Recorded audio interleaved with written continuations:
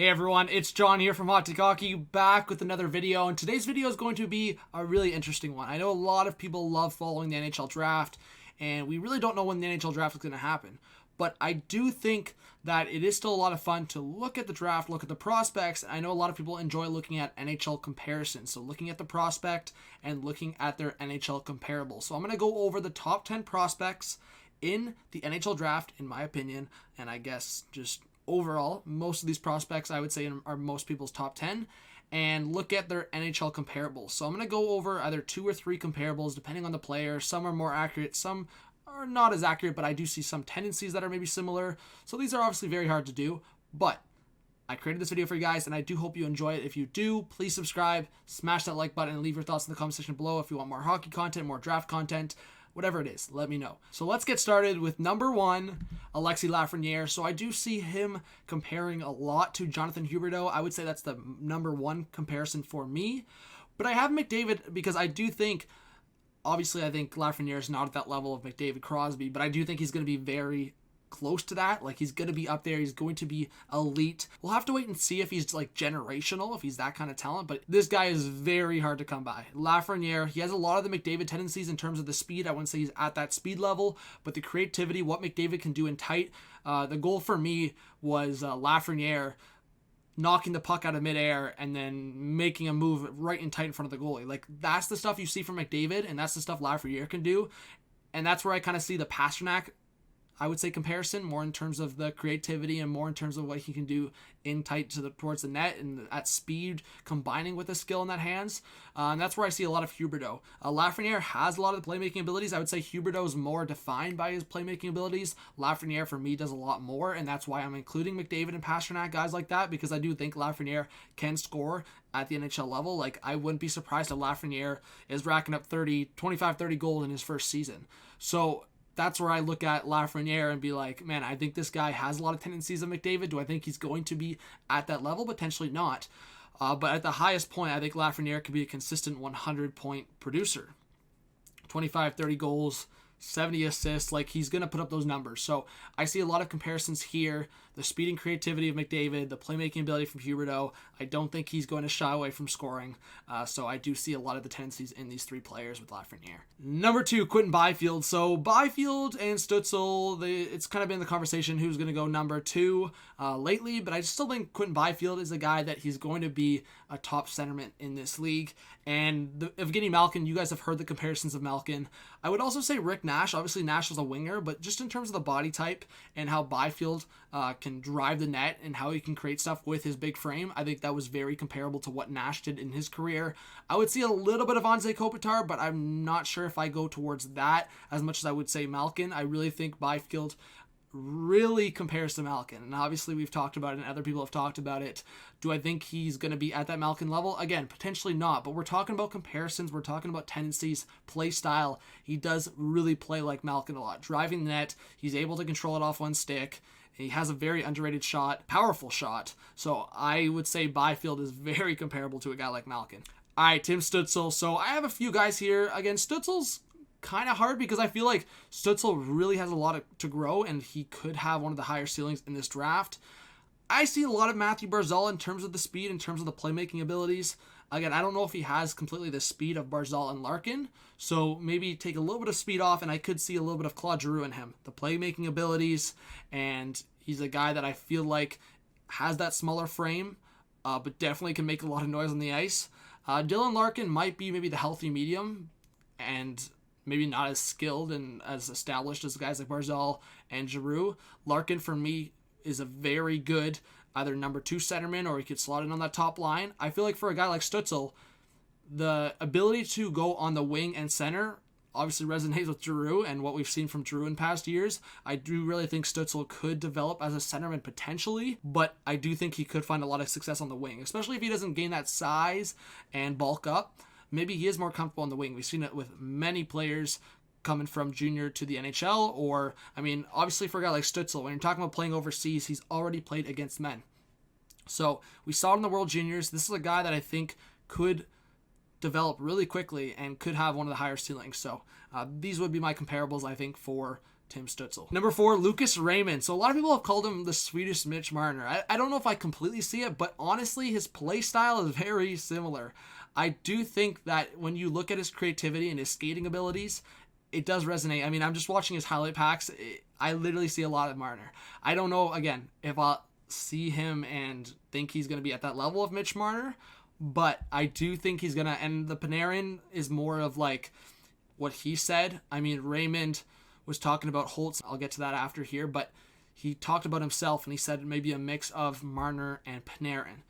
I could somewhat agree with that, and maybe for me, the healthy medium would be a guy like Rickard Rakell. I see a little bit of the tendencies there. Again, I think his skating abilities and how he plays is very, and that's why I 100% agree with the comparison to Marner. I 100% agree, because every time I've seen Raymond play, and I've seen his packs, and I've seen some of his tape, like, that guy plays so similar in terms of his skating, in terms of how he creates space to Marner. I do see a little bit of Rakell. Again, like I said, I think Panarin has more of that like patience and where Marner's just like hectic. So maybe the healthy medium would be a guy like Rakell for Lucas Raymond. And even in terms of points, like I said, I think Marner is a guy, and I've said in the past, and same with Panarin, they're going to rack up 80, 90, 100 points. I don't know if Raymond's completely there, but maybe a guy like Rakell, 60, 70 points as your ceiling, that might be Lucas Raymond. So I thought that was pretty interesting. All right, we're at number 5, Jamie Drysdale. So I think the perfect one is obviously Cale Makar, and it's been talked about before already. I think Drysdale could jump in and have that impact that Makar has had. Obviously, Makar, we didn't think he was going to explode like this after seeing him in the playoffs, because in the playoffs he looked great. But in his rookie season, it's been insane.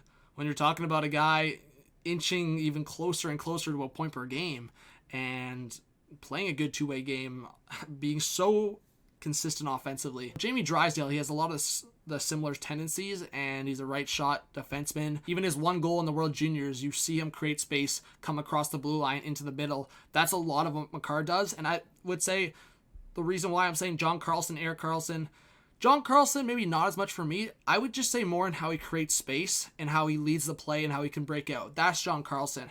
I would say more of his skating abilities, that's Erik Karlsson. So obviously Carlson's breakout abilities is right there. But I would say how Karlsson can control the play, how Erik Karlsson can skate, mix a little bit of that together, and you've got like Jamie Drysdale. I don't really know if Jamie Drysdale is going to be to that level, but I do think Jamie Drysdale is going to be a top pairing defenseman. All right, we at 6, Marco Rossi. So let's relax here. I think Marco Rossi plays a lot like Marchand in terms of his skill level. I don't think Rossi is going to be that agitator, that rat, that pest. Same with Max Domi. I mean, he can be a little bit of pest, but it's crazy because Domi and Marchand actually play a little similar, but I will say I see a lot of Rossi in both Marchand and Domi. It's crazy. And I do see some similarities in Couture.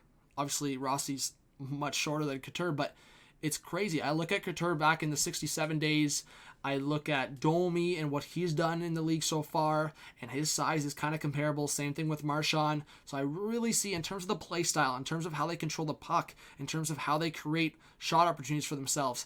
And, I mean, we always talk about Marchand is a good playmaker, a very good playmaker. He's very deceptive. I see that a lot with Rossi. So if I had to talk about Rossi and his play style and who he kind of plays like and who he kind of resonates, it's kind of Marchand for me. So I really like that comparable. Again, do I think Rossi's going to lick people or be a pest in that way? No.